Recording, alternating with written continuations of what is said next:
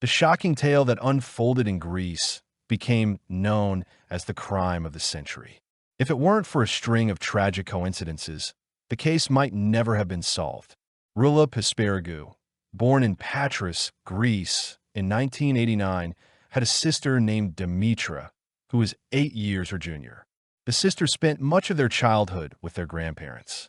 Rilla was described as a spirited girl with a temper. She pursued a medical education, training as a nurse, though she never practiced in the field. Rilla explored various professions throughout her life, but her true passion was soccer. It was during her time as a soccer referee that she met her future husband, Manos Daskalakis. At the time, Manos was a goalkeeper, and Rilla fell deeply in love with him. He was 19, and she was 22. They began dating, and soon, she became pregnant. This led them to decide to marry. Manos's parents disapproved, troubled not only by Rilla's behavior, but also by the age difference. Despite their reservations, Manos proceeded, and their wedding took place in 2012, followed by the birth of their daughter, Georgina. Georgina shared her mother's love for soccer, and Rilla would take her practices. In 2015, their second daughter, Melina, was born. While the family presented an image of happiness, problems festered behind closed doors. The couple began to quarrel frequently. Rilla suffered from depression and made 2 unsuccessful suicide attempts. Then, tragedy struck. On April 13, 2019, little Melina, aged 3.5 years, passed away. The child had been hospitalized in a children's hospital with symptoms of a rare disease. Doctors believed this form of leukemia was curable. Melina had been responding well to treatment and was expected to go home. There were no apparent signs of trouble. Rilla was with the girl at the hospital. That Saturday, April 13, 2019, Melina was in good spirits. She was doing well, and even ate a kebab her parents brought her. However, just hours later, after her father left the room, everything changed dramatically. According to Rilla, she and her daughter went to bed after her husband left. An hour later, a nurse woke them to administer medication for their stomachs. 10 minutes later, at 4:40 p.m., the child began to tremble, wheeze, and have a seizure. Rilla tried to help her daughter, shouting, "Melina, Melina." It didn't work, and she ran to get the nurses. They tried to help the girl, but it was too late. The child died. The medical examiner determined the cause of death as liver failure and pulmonary edema. As the family grappled with their grief, the parents grew closer, strengthening their marriage. In 2021, the couple welcomed their third child, Iris. They seemed happy again, with nothing to disrupt their joy. However, just 6 months later, the baby girl died. The infant passed away in her sleep at their family home. In March 2021, she had been in the same room as Georgina. According to the forensic medical report, the baby girl died of sinus node agenesis, a degeneration of heart cells leading to heart failure. This condition typically affects the elderly, but rarely children, though doctors believed it was a congenital issue. That fateful night, Rula's sister, Dimitra, stayed over, and they slept together. Around 7:30 a.m., the baby woke up, and her mother gave her a pacifier before they went back to sleep. At 11 a.m., they entered the nursery to wake Iris, but she showed no signs of life. Rilla called her husband in a panic, asking him to come quickly. Meanwhile, she attempted to perform CPR, but after several unsuccessful attempts, decided to call an ambulance an hour later. Paramedics arrived and pronounced her dead, her body already cold and beginning to stiffen. The second death of a child raised many questions. Why didn't Rilla call the ambulance immediately, instead trying to resuscitate the child herself? "I call my husband." Precious time had been lost. Perhaps the baby could have been saved. Rilla explained her actions by saying she was confused and only realized she needed to call an ambulance after an hour. The family was left with one child, the eldest daughter, Georgina. The relationship between the couple had been strained even before Iris's death, and this grief further drove them apart. The family's problems intensified, and divorce seemed inevitable. The eldest daughter also began to experience health issues. 15 days after Iris's death, Georgina was hospitalized with seizures. She was resuscitated for 40 minutes, and through the doctor's incredible efforts, she was revived. She was diagnosed with heart failure. This led to the implantation of a defibrillator and pacemaker. After that, she was under medical supervision and was rehospitalized several times with a diagnosis of encephalopathy of unknown etiology. Georgina continued to have seizures, the causes of which remained unclear. Doctors conducted a neuropathologic examination and decided to transfer the girl to another clinic. Then, on January 29, 2022, 9-year-old Georgina died. This event stunned everyone. Her death was the strangest because the girl had no apparent health issues. As the doctors tried to save her, her mother, Rilla Pispargu, announced, "She's dead. Leave her. Stop the efforts. It's pointless." Georgina wasn't coming back. She'd had enough and preferred to rest.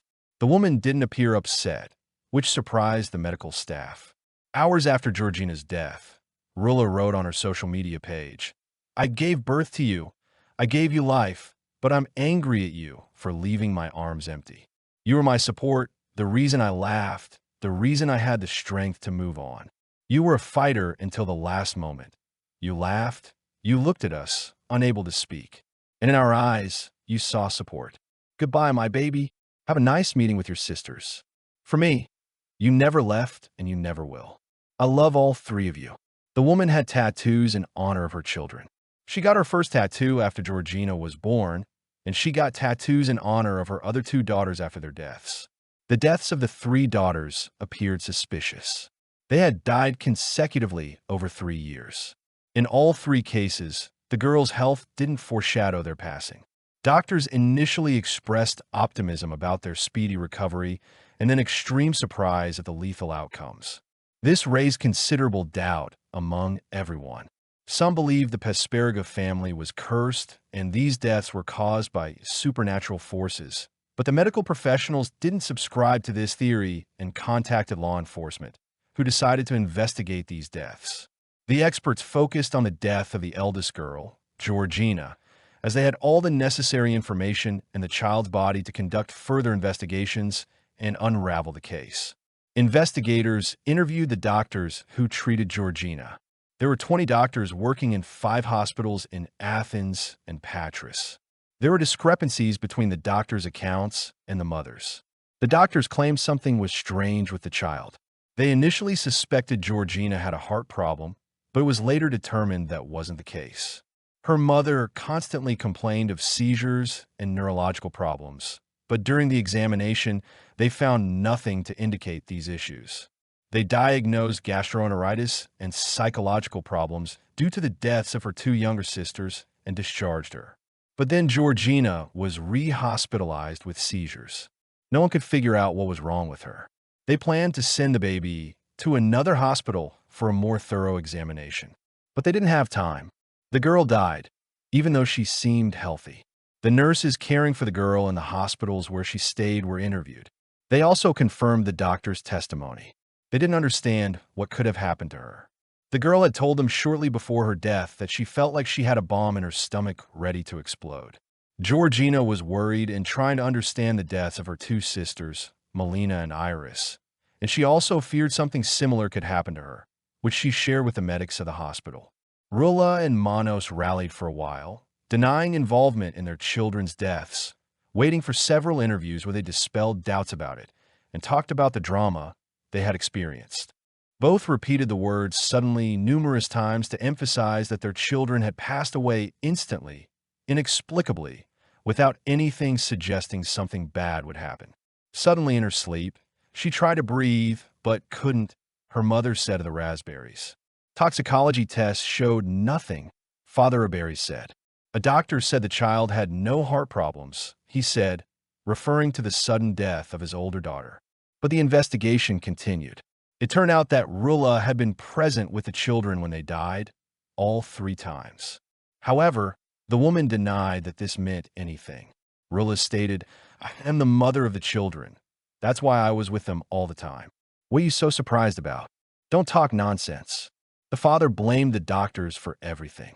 The man wondered how all the tests were good, the child was healthy, and then suddenly died. So the treatment was wrong. Toxicology tests conducted after the girls' deaths were clean, nothing was found. But they were conducted according to a standardized scheme, only for the most common substances. So the decision was made to perform additional advanced tests that aren't typically done. As I mentioned, in the second case of the infant's death, Rilla called the ambulance too late, but it turned out that in the very first case of the death of her middle daughter Melina, she didn't call for help immediately either. The woman didn't call the nurses until 35 minutes later, when the body had already started to cool down. But why did it take so long for the woman to get help? The medical examiner noted in his report that there were small scratches on Melina's nose. Could these have been signs of a struggle? Additional tests revealed high concentrations of ketamine in Georgina's body. It was 6 times the anesthetic limit. This substance isn't sold in regular pharmacies and is difficult to obtain. This substance couldn't have been ingested by accident. Ketamine wasn't used during the treatment. The drug was injected into Georgina's system 20 minutes before her death. But who could have administered it if the medics didn't? Medical staff last visited the girl about an hour before she died. The mother was the only person in the hospital room when her oldest daughter was dying. That's why she became a suspect in the murder. The bodies of the other 2 girls were later exhumed. They were found to be ketamine-free.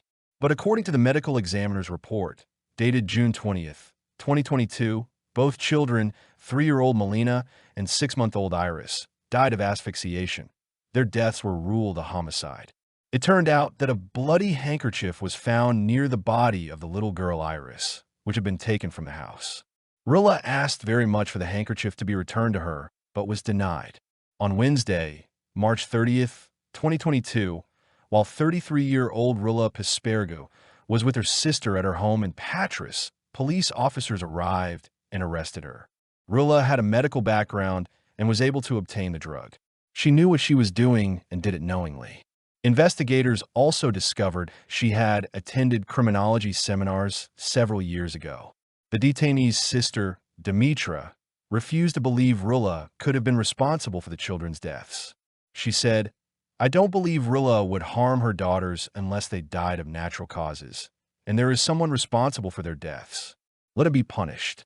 Rilla's sister claimed that when she was in the house at the time of Iris's death, she neither heard nor saw anything suspicious. People who knew her described Rilla as cold, unfeeling, and emotionless. They thought she might well have been capable of such an act.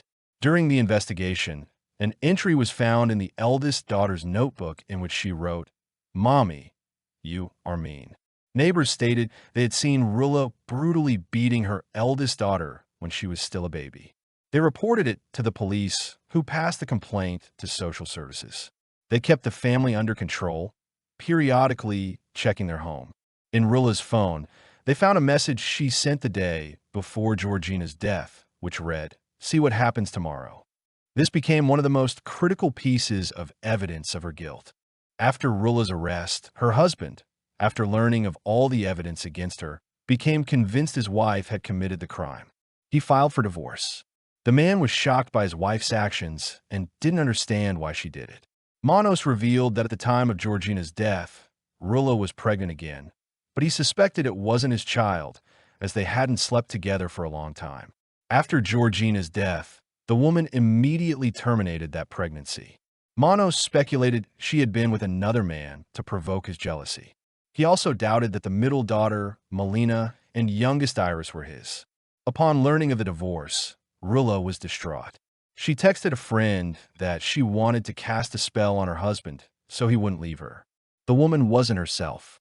2 weeks before Georgina's death, her husband proposed divorce, and Rilla had asked fortune tellers to keep Manos. But it didn't work. What would the motive have been? The theory that Rilla suffered from Munchausen syndrome by proxy was initially considered. It's a disorder in which parents or caregivers deliberately cause a child or vulnerable adult, like a disabled person, to have a painful condition or make them up in order to seek medical help. But this theory wasn't confirmed. It was later revealed that Manos had a mistress. The woman knew he was cheating on her and considered divorce. Rilla tried with all her might to keep her husband. Perhaps she wanted to attract attention to herself and regain her husband's affection. The death of her first child helped her with that. They truly bonded, or she wanted to get back at him that way. Rula's sister doesn't believe this version. She claims she advised Rula to divorce Manos because of her marital problems. She understood everything, but didn't want a divorce because of the children. But the sister didn't believe Rula could do such a thing. The psychiatrist who spoke to Rula made the following conclusions about her. All her thoughts centered around her husband. She was fixated on him, obsessed with him, and intensely jealous of other women. She viewed her children as narcissistic extensions of herself. The woman didn't comprehend their basic developmental needs. An angry mob of approximately 500 people gathered at Rula's house after her arrest and demanded the death penalty for the woman for killing her 3 children. The suspect's mother, sister, and other relatives were in the house at the time. The window of their apartment was scribbled with inscriptions, "Death to Dido Killers." Also on the wall appeared a mysterious note written on gauze. "I should have let you die. Forgive my kindred spirits. I didn't know I'd saved a murderer. I'm sorry, I can't believe it." It was never determined who left the note. The handwriting is believed to be that of a woman. The trial is ongoing. Rula Pasparagou is currently held in solitary confinement in a VIP cell with all amenities. She has no contact with other prisoners for security reasons. She's being monitored for fear that she may take her own life. Rula has been charged with the murder of 3 children. The woman continues to deny all charges. Rula claims she is a victim who lost her children, her husband, and her freedom. She's sure this is some kind of mistake. She believes she will be acquitted, get out of jail, and mend her relationship with Manos. She still hasn't come to terms with the divorce. Rula's ex-husband wants nothing to do with her. He is dating another girl, and they're planning a wedding and want to have children. I will be following the progress of this case, and will report the verdict. Thanks to my subscriber for recommending this story to me and helping me gather materials. If you enjoyed this piece, subscribe to the channel, support this video with a like, and let's discuss this story in the comments. Thank you all and goodbye.